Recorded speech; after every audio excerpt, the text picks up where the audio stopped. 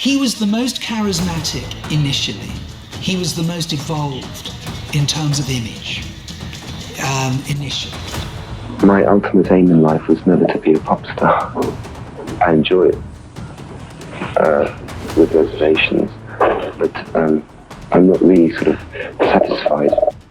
The last 24 hours of Brian Jones. It was the early hours of July 3rd, 1969, around midnight, when silence fell over Cotchford Farm. Brian Jones, the enigmatic co-founder of the Rolling Stones, was found motionless at the bottom of his swimming pool. He was just 27 years old. The official verdict: death by misadventure. But almost instantly, rumors began to circulate. Questions lingered. And through the decades, his final night has remained one of the most haunting chapters in the history of rock music. The news spread rapidly. Fans gathered at the gates of Cotchford, journalists flooded the countryside, and the music world stood still. Just 2 days later, on July 5th, 1969, the Rolling Stones took to the stage at Hyde Park in London. It was their first public appearance without Brian, and it became his memorial. Mick Jagger read Shelley's poem Adonis aloud to thousands. White butterflies filled the air, and the band played through the pain. Born Lewis Brian Hopkin Jones on February 28, 1942 in Cheltenham, Gloucestershire, Brian was the son of a strict aeronautical engineer and a piano teacher. His home was disciplined, respectable, and rigid. But Brian was a child of chaos and creativity. He picked up the clarinet early, but it was American blues that truly captivated him.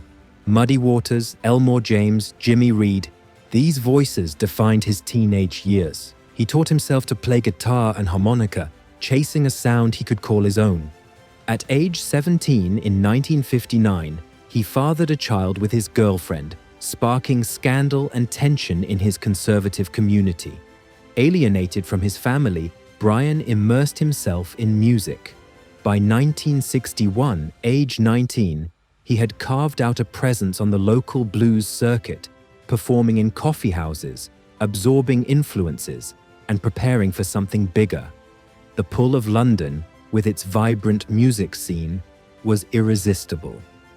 In May 1962, he placed a small ad in Jazz News looking for rhythm and blues musicians. It was answered by Mick Jagger and Keith Richards. Brian named the band the Rolling Stones, organized their first gigs, and led rehearsals with uncompromising focus. In the beginning, he was the band's heart.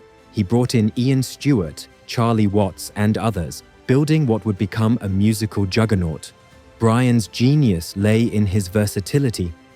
On stage and in studio, he was a multi-instrumentalist pioneer. His sitar on Paint It Black, recorded March 1966, released May 7, 1966. Marimba on Under My Thumb, recorded March 1966, and Dulcimer on Lady Jane, recorded March 1966, released June 1966, expanded the band's sonic palette. Keith Richards once remarked, he could pick up anything and make something good out of it. But beneath that brilliance, trouble brewed. Jones was more than just a gifted instrumentalist. He was the band's early visionary.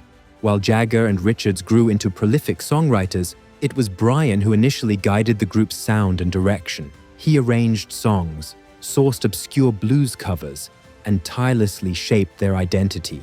His instinct for innovation was unmatched. He played recorder on Ruby Tuesday, recorded November 1966, the mellotron on 2,000 Light Years from Home, recorded in July and September 1967, and slide guitar on No Expectations, recorded May 1968. His broad musical curiosity helped pull the Stones beyond their blues roots and into the wild frontier of psychedelic rock.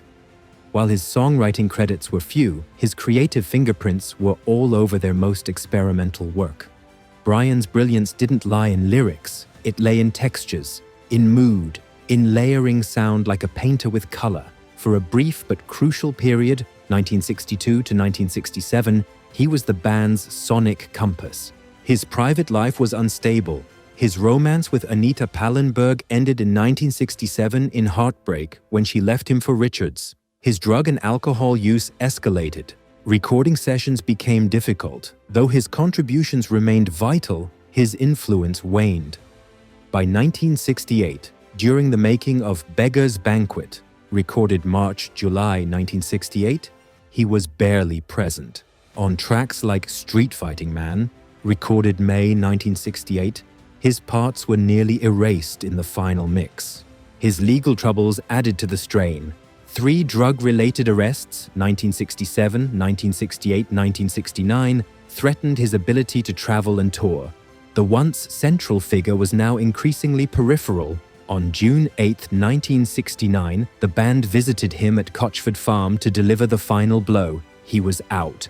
Official statements framed it as a mutual decision. In reality, it was a painful severance. Still, Brian didn't crumble.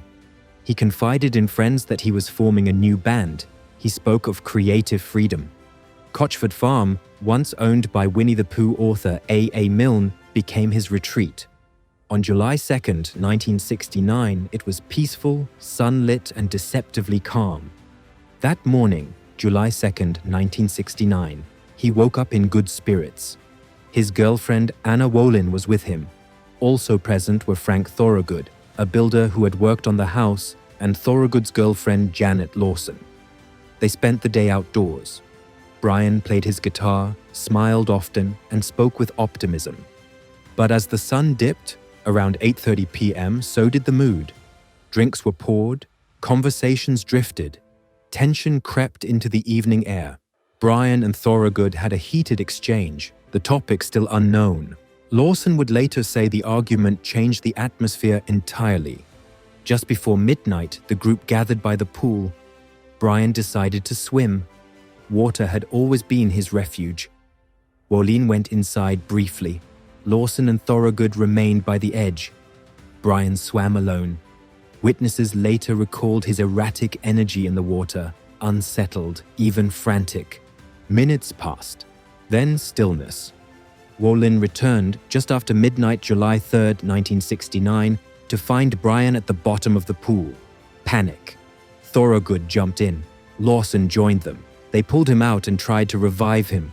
Lawson, who had some medical training, attempted CPR, but it was too late. Brian Jones was gone. Paramedics confirmed the death, July 3, 1969. The police opened an investigation. The coroner's report called it death by misadventure, listing drowning with alcohol and drug intoxication as contributing factors. But questions surfaced immediately. Why had Brian been left alone in the pool? What had really happened between him and Thorogood? Was there something more sinister beneath the surface? In 1993, Anna Wolin published a memoir insisting Brian had been murdered. In 1994, just before his own death, Thorogood reportedly confessed to being involved, though this was never officially confirmed. Theories swirled. Some claimed a cover-up, others blamed neglect or simple tragedy. The truth, however, remains elusive. Brian Jones was laid to rest on July 10, 1969 in Cheltenham. Those who knew him best gathered quietly, away from the cameras. On July 5, 1969, just 2 days after his death, the Rolling Stones had honored him publicly at Hyde Park, in a moment of music and mourning. Mick Jagger's reading of Adonis echoed across the park. White butterflies filled the sky. Though his time in the spotlight was brief, 1962 to 1969, Brian's impact on music endures. He brought a sense of global sound to British rock. His stylistic risks paved the way for the experimentation of the late 60s. His fashion, his charisma, his audacity, they defined an era. He became part of the 27 Club alongside Janis Joplin, Jimi Hendrix, Jim Morrison, Kurt Cobain. Talents extinguished too soon, yet in every echo of a sitar and a rock ballad, in every slide guitar riff that aches with feeling, Brian Jones lives on. Pete Townshend once reflected, he was the first of us to know that being a pop star was about more than just the music, but he was also the first to discover that this knowledge could be fatal. Brian's life was a paradox, beautiful and broken, visionary and vulnerable.